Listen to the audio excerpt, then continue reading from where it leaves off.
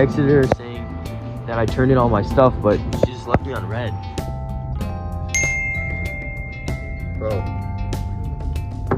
It's on red, bro. It's just Instagram. Bro, what?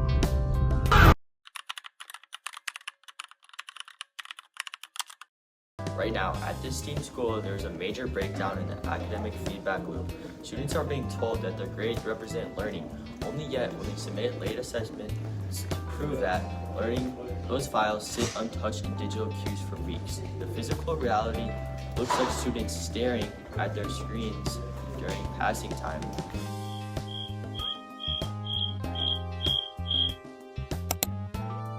Refreshing their portals, only to see the exact same missing markers they saw weeks ago. It creates an environment of total uncertainty where no one actually knows if they are passing or failing.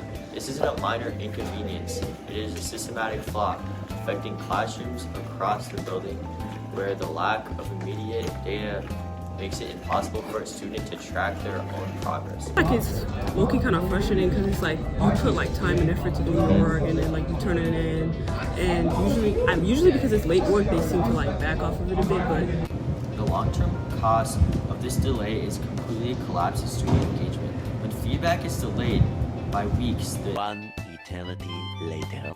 learning connection is totally lost. A student who finally gets their quiz back 20 days late cannot use that feedback to prepare for the next unit.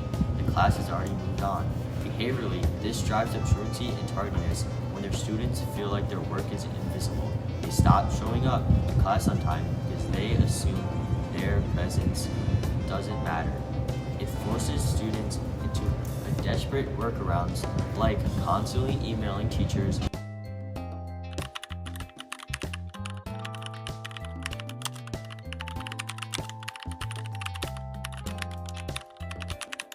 or begging for updates during instructional time, which disrupts the learning environment for everyone else. The ultimate cost is a drop in passing rates and a rise in preventable credit loss. A data specialist at this school confirmed how closely student motivation drops when gradebooks updates slow down to a crawl.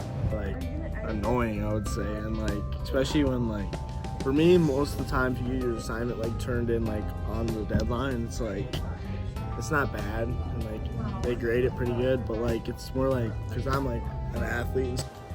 We have to acknowledge the intense pressure our 125 classroom teachers face within the Anoka-Hennepin School District. The current policy states that 0 is the last resort and that late work must be accepted to reflect true learning.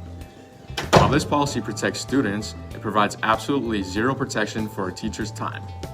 When students abuse the policy by treating deadlines as optional, teachers are hit with hundreds of late assignments simultaneously. Expecting a teacher to grade weeks of backlog work instantly while managing 5 67-minute periods a day is completely unrealistic.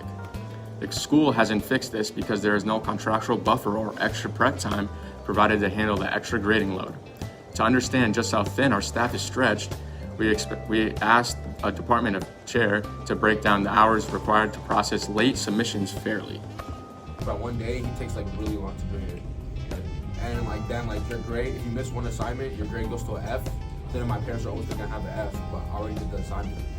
But I need them to let me know they finished the test if it's an electronic one, so I know to go back into that platform and get their grade. This solution requires a formal policy adjustment from associate principals and Mr. Farley. We need to take a standardized calendar for late work submissions and grading turnaround. The school must establish a rolling 2-week cutoff for students to submit late work, practice work, and combined with strict mandated teachers update those submissions within 5 school days. This eliminates the catastrophic end of trimester rush for staff while guaranteeing students the timely feedback required by modern educational standards. This solution is highly practical because it uses existing platforms like SmartPass and the grading portal without requiring extra funding or district staff. It creates an equitable system that protects teachers' sanity while honoring a student's effort. From the building planning committee spoke about why a structured timeline like this is the most sustainable way to fix our school culture.